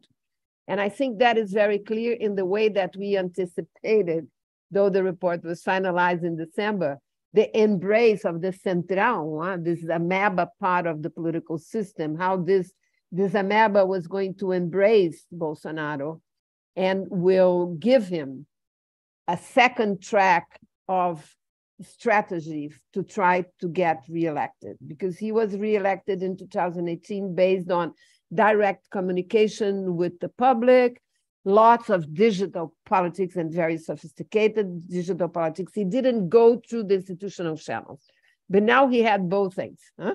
He had the juggernaut of digital politics on the one hand, and on the other hand, he had the machinery of cronyism that has been there forever. So I want to know that because we somehow anticipated that in the report, saying now new conditions of playing the electoral game are being set. It was set in September 2021. So I'm pointing out that because I think that makes Lula's victory is still more amazing and relevant because it was against all odds. Huh? And I think we have to value that much more perhaps than we are valuing. Huh? Because it was really against too big Juggernaut, not to mention the support of the international ultra-right to Bolsonaro that has been there since ever. So I want to underline that. And the second thing is that rereading pieces of the report the other day, I was saying, well, look, we were sort of surfing over the surface of what was going on. Our description is on the surface because what is happening now with the transition teams, and Françoise has seen some of those reports, when the transition teams are excavating into what has really happened in the last 4 years in all policy areas, ranging from public security to the environment, to health and to education. What comes out is really a politics of sheer destruction. These guys took power to destroy. I mean, this is becoming so blunt. You don't need to create a discourse on that. You just watch the transition team tell the data and you just come bluntly to your face. And in watching those reports last week, I thought of something that Judith Butler has said in a recent interview when she said that the phantasmagory of the destructiveness of gender ideology serves to conceal the incredible power of destruction of neo-fascism. And I think that the Brazilian case is really a stark illustration of that. And I would like to leave this message as a sort of some concluding something of this conversation we had. I think we have to keep that in mind. As for the question of Alia, I would not respond myself, but Alia is asking that coming from Pakistan and she's outsider of the regions that are being focused, she does not have a familiarity and a resulting curiosity. What brought to my mind the following question. Following Lilian's comment on the necessity of political resistance, I'm wondering how those of you in the room see the relationship between feminist politics and queer politics unfolding in recent times. Given the emergence and strengthening of anti-trans tendency by those claiming the identity of feminism, should our strategy be to focus our energy on reclaiming feminism from such forces? Should we consider moving away from the identity of feminism altogether? Have there been conversations across those claiming queer and feminist political identities about their tensions and synergies in the current moment and the possibilities of aligning their struggles as a means to build power in these times? It's a key and very important question, a very complex one. I don't know if people want to react to that from their own context. I may say some things from our regional experience on the matter. Maybe Michi has something to say about that from the OAS activism experience as well, which may be very enlightening for us. Almudena from Spain, because it's a critical issue like there as well, or even in the US, today.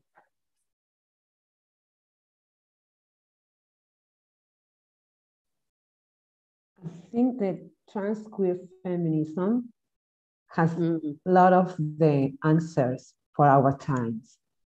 So we need to find them. Yeah, I'm absolutely convinced of them. Thank you. Lilian, Francoise?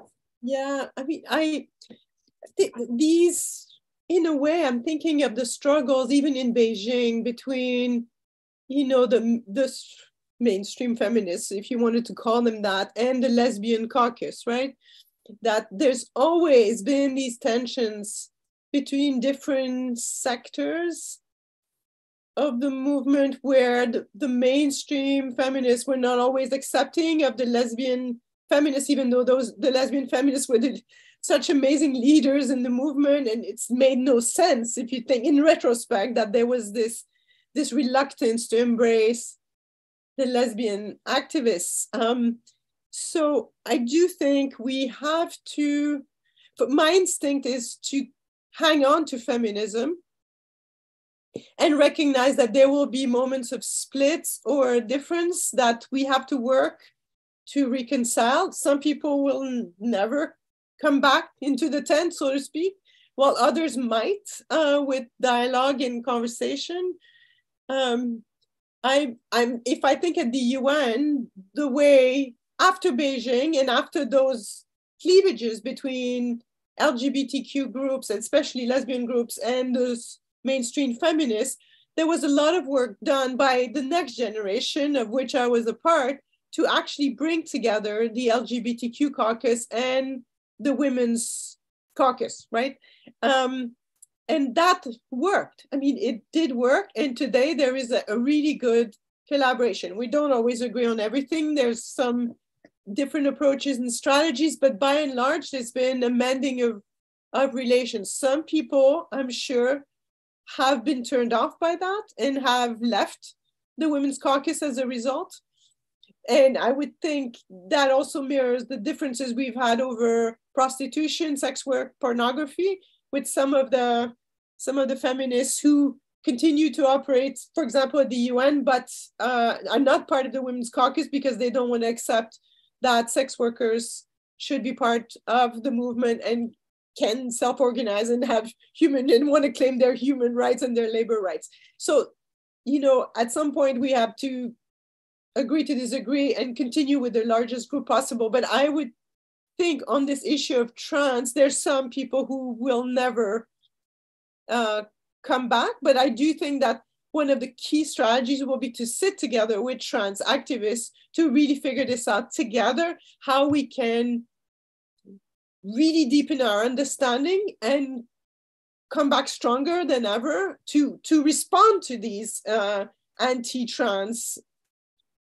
voices, and then move forward in a spirit of positive and solidarity. That would be my thinking about how to move forward in all of this. But yes, no, I'm not giving up on feminism.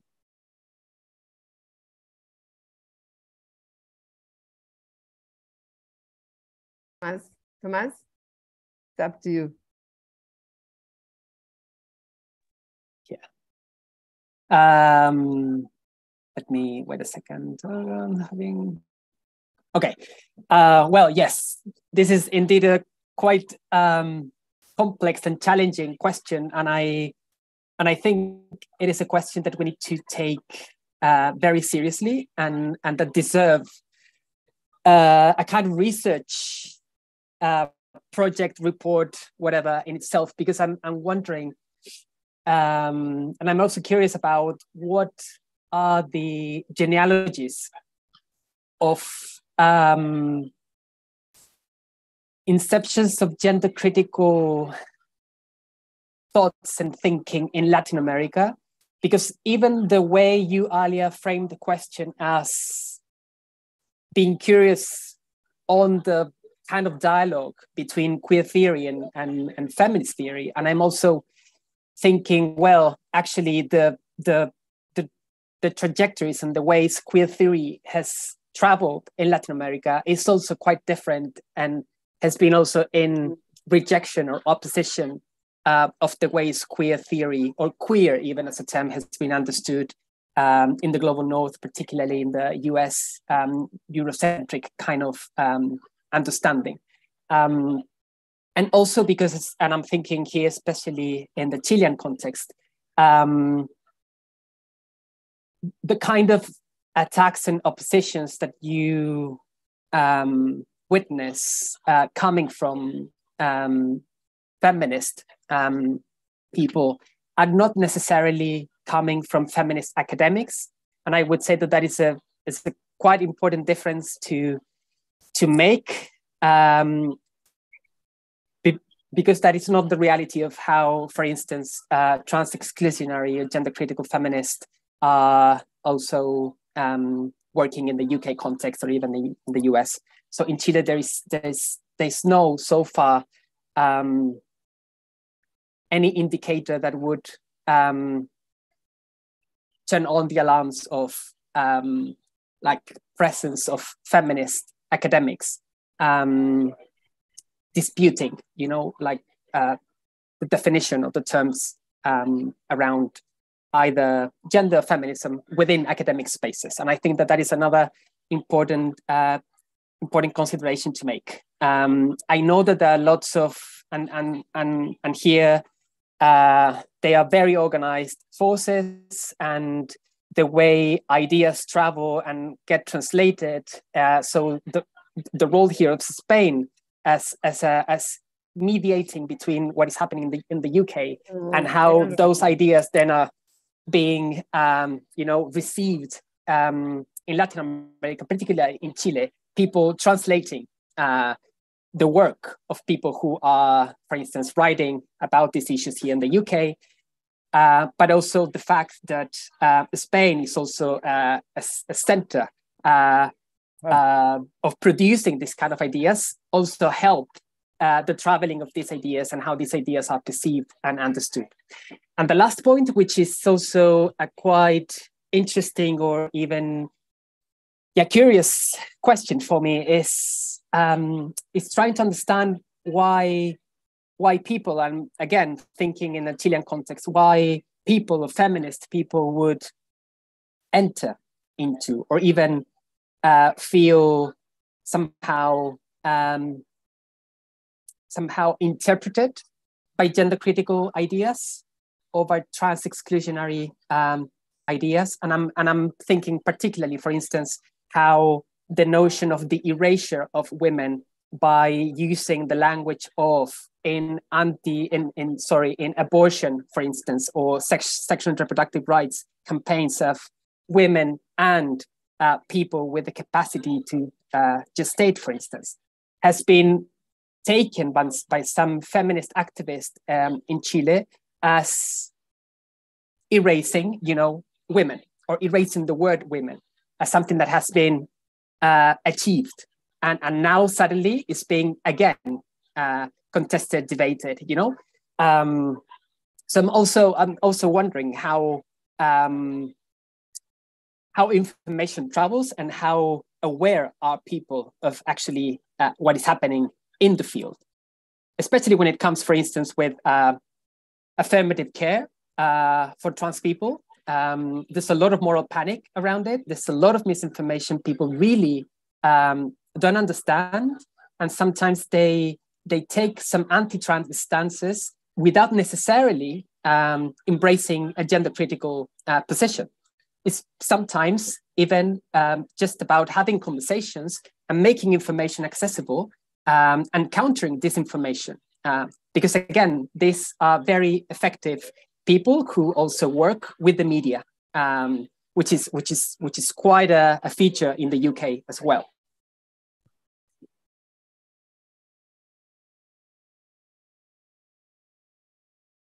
Okay, anybody else? I can go.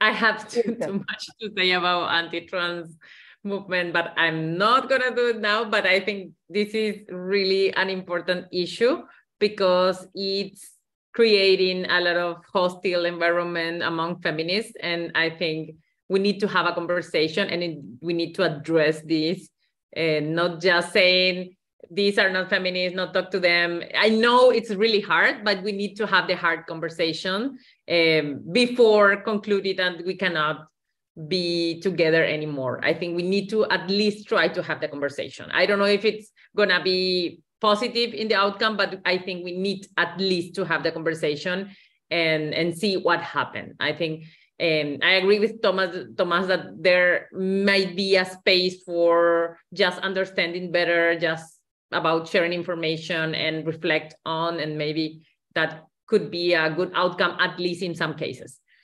And finally, about the OAS, I just want to say that next year is really, really important for the sake of the integrity of the human rights system at the OAS as we know now. So please keep an eye and try to push whenever you can for progressive candidates to Inter-American Commission on Human Rights, because now we have 2 anti-gender commissioners and 5 pro-rights, let's say in general, pro-rights and pro-gender commissioners, but that could shift next year if the elections have a really bad result. So we really need to take care of that, and please be aware and bear with us in that fight next year. Thanks. Anybody else? Because very soon we have to close. Well, I'm going to give my drop of thoughts into this very hard question. The first thing I want to say is that there has never been just one feminism. Feminisms have been always plural, and there has been always fraught and tensions and fractures amongst feminists. So it's not really new, and we have to, for some reason, the famous third wave or third generation of feminists created this sense of unity, of global unity, of regional unity, as sort of this imagined community, like the nation. And I think we were always captured by that imagination for good reasons, because of the great strides that we have made in the last 30 years. But always beneath that imagined community, tensions were there, like Françoise has reminded us of tensions around sex work. I would say even tensions about sexuality itself, not just sex work. In Beijing itself, to pull off, Cairo and Beijing, to pull off the concept of sexual rights was not exactly so easy, let me tell you. This has been a tour de force. We had to do a tour de force to make it get through. And also, I don't know, I don't want to address the genealogy of that in other places. I understand each context has its own history of that. But in the case of Latin America, the report that I have just shared, which is just in Spanish, is a report that was written after a regional conversation we had in the region, exactly because we realized after many exchanges in WhatsApp groups and emails, etc., that we had to go over this discomfort, this sadness that Franklin was speaking about. It's very sad to realize that. It's very difficult for us to recognize that there's a big fracture, which is political and conceptual, but we had to move beyond that feeling of sadness and of discomfort to start talking about the issue. So we did a webinar in July, and it's not SPW, it's really this network, this communicative or connective network that has been created around the OAS. Interesting enough, is the OAS Assembly of 2019 that has pulled off that bunch of people together, where we have researchers, activists, feminists, people working with different issues, trans people, lots of trans people, trans men. It's really a very intersectional space. And it has become a space of not just sharing information, but of substantive discussion on pending issues. And this was one of the pending issues. So that conversation arose in that setting. And maybe it's worth translating this report in English. I'm thinking about that now. I have not considered it before. But one of the things that the report tells is how there's a story about that in the region. It was about differences with respect to sex work, for sure. But before that, it was a tension between the so-called anti-institutional feminists, the autonomous feminists, and those that were engaging with the state. Before that, it was between the radical left feminists that were against even talking with the state, and those that were beginning to talk with the state. So there's a long genealogy to that. And what we see happening now somehow picks up pieces of that and reconstruct it in a different manner. And most principally, and here I'm moving a little bit more conceptual, and the interview that I have shared in the chat, which is a very old interview. This is from 2016. I did that interview, Thomas, right after arriving in London. I was doing that by it was not even by Zoom at that point. This was, I guess, by Skype. We used Skype at that point in time. And in this interview, my argument is the problem of the category of women as the organizing principle of feminism, the only organizing principle, and woman viewed as an essential, discrete entity. And this is behind the dilemma that was traveling in a truck in Lima in front of the OAS assembly, which said that woman is not ideology, woman is biology. I mean, this is so bluntly evident.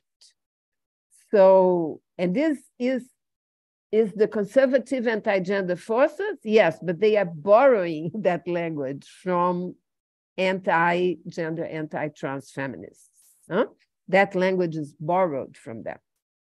And I think that we have to look up front to that conceptual question in trying to have this conversation. We have to unpack women as the category that organizes feminism, the only category. And it's a tough theoretical and political question. It's not an easy one. And for Alia, let me tell you, I liked very much your question because I don't know if you know, but we have bulletins. SPW circulates informative bulletins periodically. And the last one that we had just finished in Portuguese, that is going to be out in English very soon, we report on the attacks on trans people in Pakistan, a bout of attacks on trans people in Pakistan. And reading the news on the subject, I myself thought, will be there the fingertips of anti-gender feminists or not? Is the influence of this traveling of ideas, has this reached out to Pakistan and is helping to feed this attack, or this is just coming from really the conservative, the fundamentalist religious forces?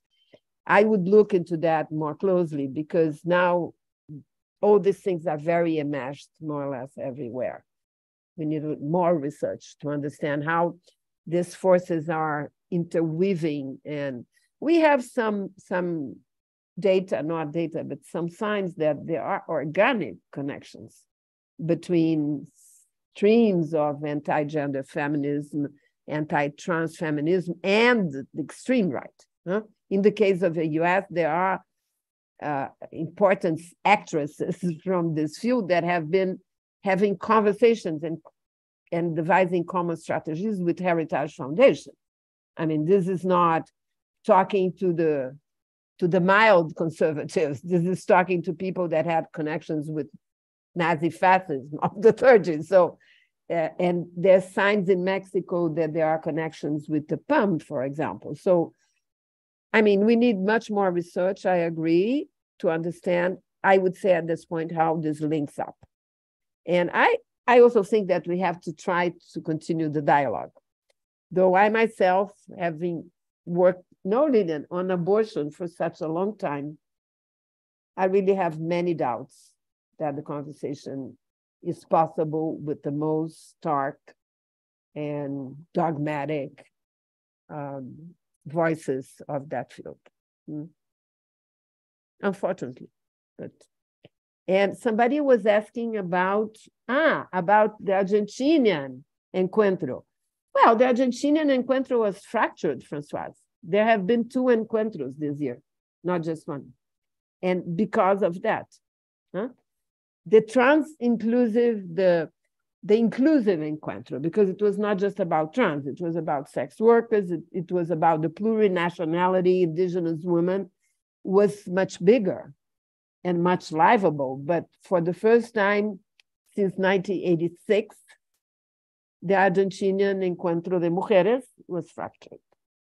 But Sonia, I think she's speaking about the Encuentro Feminista, not the Encuentro Nacional de Mujeres from Argentina. There's the Latin America Feminist Encuentro, which is not the same, and because the Argentinian one is the Women National Encounter. And I have to say that I don't know, I was not there, but the story is that in 2005, there was, Lilian, in 2005 was this discussion, and actually there was a vote. They went to vote about having trans in the encounter, and they won. And actually everybody is welcome. In Paraguay too, the feminist encounters has everybody since the beginning in 2003, and there's no issue there. So I think but I have to say that the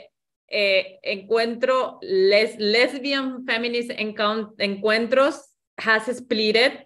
And now, like in this week, we have the trans inclusive encuentro in Uruguay, actually, in Montevideo, and the trans exclusionary, and I don't know anything about that, but there was like in 2010 in Guatemala, there was the lesbian feminist encuentro divided because of trans exclusionary. So we have this week the best encuentro in Uruguay. So actually we're all going there.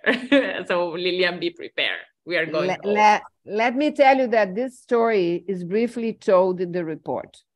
One thing that we do, we recover the genealogy of the encuentros and the presence or tensions around the presence of trans persons in the feminist regional encounters. This was recovered by Alejandra Sardá, out of her memory, because this is not written anywhere. So she put it on a paper. We have even a table telling that story. So for the Spanish readers, read the report, because it's the beginning of an effort to reconstruct that trajectory to help us to understand where we are now. Okay, I think we have to go. Yes. I thank you all very much. Those that have accompanied us until the very end. It was wonderful. And be sure that we will continue. Huh? This is not the end of the conversation. Thank you. Thank you. Tomás, Almudena. Thank you very much. Thank you so much. Bye-bye. Muchas gracias. Thank you so much. Thank you, Sonia. Muchas gracias. Lilian, hola. Ahora están cerquitos, no finalmente cerquitos en la tela, en mi tela por lo menos. Ok, un gusto tenerlos. Un abrazo enorme. Un abrazo. Hasta pronto. Chao a todos. Un abrazo a todos. Te veo viernes, Tomás. Nos vemos. Nos vemos el viernes. ¿Eh? See you. Bye bye. Chao, chao.